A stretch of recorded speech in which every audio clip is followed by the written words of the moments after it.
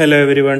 ഇന്ന് നമ്മൾ ഡിസ്കസ് ചെയ്യുന്ന ഒരു case study mechanical aptitude high ആയിട്ടുള്ള ഒരു സ്റ്റുഡൻറ്റ് എൻജിനീയറിങ്ങിന് സ്യൂട്ടബിൾ ആണോ എന്നുള്ളൊരു കാര്യം. മെക്കാനിക്കൽ ആപ്റ്റിറ്റ്യൂഡ് എന്ന് പറഞ്ഞിട്ട് നമ്മൾ റെഫർ ചെയ്യുന്നത് ഇപ്പം മെഷീൻ ഫിക്സ് ചെയ്യുക, വണ്ടി റിപ്പയർ ചെയ്യുക, ടൂൾസ് എഫക്റ്റീവായിട്ട് ഉപയോഗിക്കുക, അസംബിൾ ചെയ്യുക, ഡിസംബിൾ ചെയ്യുക, ഹൗസ് ഹോൾഡ് മെക്കാനിസംസ് സോൾവ് ചെയ്യുക. നമ്മുടെ നാട്ടിൽ ഇങ്ങനെയുള്ള മെക്കാനിക്കൽ ആയിട്ടുള്ള ആപ്റ്റിറ്റ്യൂഡ്സ് കാണിക്കുന്ന ഒരു കുട്ടീനെ എഫക്റ്റീവ്ലി സൊസൈറ്റിയും പാരൻസും ചെയ്യുന്നത് എൻജിനീയറിങ്ങിനുള്ള ആപ്റ്റിറ്റ്യൂഡ് ആണ് എന്ന് പറഞ്ഞിട്ട് അതിനുവേണ്ടി പുഷ് ചെയ്യുകയാണ്. അപ്പൊ ഇത് എത്രമാത്രം സയന്റിഫിക് ആണ് എന്നുള്ളൊരു കാര്യമാണ് ഇന്ന് ഞാൻ എക്സ്പ്ലെയിൻ ചെയ്യുന്നത്. ആദ്യം ഇങ്ങനെയുള്ള ഒരു പ്രൊഫൈല് ഒരു സ്റ്റുഡന്റിന്റെ ജനറൽ ആപ്റ്റിറ്റ്യൂഡ് ആണ് ഞാൻ ഇവിടെ കാണിക്കുന്നത്. ഇവിടെ നിങ്ങൾക്ക് കണ്ടാൽ അറിയാം മെക്കാനിക്കൽ റീസണിങ് 51% ബാക്കിയുള്ള ആപ്റ്റിറ്റ്യൂഡ്സ് എല്ലാം മീനിന് താഴെയാണ്. അതിന്റെ ഒപ്പം ഞാൻ കാണിക്കാൻ ഉദ്ദേശിക്കുന്ന ഒരു കാര്യം നോളജ് ടെസ്റ്റ്, അതായത് എഫക്റ്റീവ്ലി എഫേർട്ട് ഇട്ടിട്ട് എത്ര നോളജ് ഗെയിൻ ചെയ്തു എന്നുള്ളതിന്റെ ഒരു ഫംഗ്ഷൻ ആണ്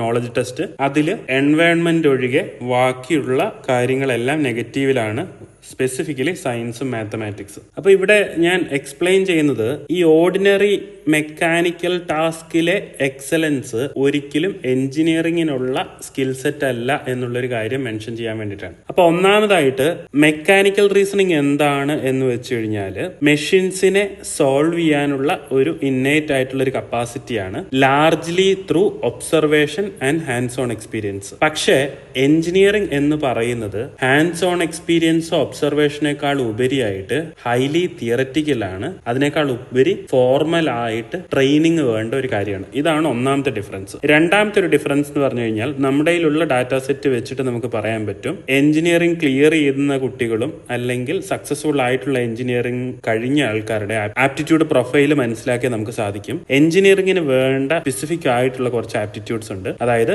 abstract reasoning, numerical reasoning, spatial aptitude. അതിൽ വരുന്ന ഒരു കാര്യമാണ് മെക്കാനിക്കൽ റീസണിംഗ്. അപ്പൊ എഞ്ചിനീയറിംഗ് എന്നുള്ളത് ഒരു ലാർജർ ആയിട്ടുള്ള ഒരു സൂപ്പർ സെറ്റ് ആണ്, മെക്കാനിക്കൽ റീസണിംഗ് അതിനുള്ളിൽ പെടുന്ന ഒരു സബ്സെറ്റ് ആണ്. മെക്കാനിക്കൽ റീസണിംഗ് വളരെ ഹൈ ആയിട്ടുള്ള എല്ലാവരും എഞ്ചിനീയേഴ്സ് ആകണമെന്ന് യാതൊരു നിർബന്ധമില്ല. പക്ഷേ എഞ്ചിനീയേഴ്സ് ആയിട്ടുള്ള എല്ലാവർക്കും അത്യാവശ്യം ഹൈ മെക്കാനിക്കൽ റീസണിംഗ് കാണിക്കുവോ എന്ന് ചോദിച്ചു കഴിഞ്ഞാൽ അതിനുള്ള ചാൻസസ് ഹൈ ആണ് എന്നൊരു കാര്യമുണ്ട്. ഈ ഒരു ഡിസ്റ്റിങ്ഷൻ ആണ് യൂഷ്വലി നമ്മുടെ സ്കൂളിലും പാരന്റ്സും മിസ് ചെയ്യുന്ന ഒരു കാര്യം. മൂന്നാമത്തെ ഒരു റീസൺ എന്ന് പറഞ്ഞു കഴിഞ്ഞാൽ എഞ്ചിനീയറിംഗ് വളരെ ഫോർമലായും തിയററ്റിക്കലായിട്ടും പഠിക്കേണ്ട ഒരു കാര്യമാണ്. ഇതിന് നോളജ് ഓഫ് മാത്തമാറ്റിക്സും സയൻസും വളരെ അത്യാവശ്യമാണ്. ഞാൻ ഈ പറഞ്ഞ കേസ് സ്റ്റഡിയിൽ നിങ്ങൾക്ക് കണ്ടാൽ അറിയാം സയൻസും മാത്തമാറ്റിക്സും ഈ സ്റ്റുഡന്റിന്റെ 6-7% മാത്രമാണ് നിൽക്കുന്നത്. അപ്പൊ ഈ സ്റ്റുഡന്റ് +2 കഴിഞ്ഞ് എഞ്ചിനീയറിംഗിന് വേണ്ടിയിട്ടുള്ള ഏത് എക്സാം എഴുതിയാലും ഫെയിൽ ആകും എന്നുള്ളൊരു കാര്യത്തിൽ യാതൊരു തർക്കവും ഇല്ല. കാരണം സ്പെസിഫിക് ആയിട്ട് സയൻസും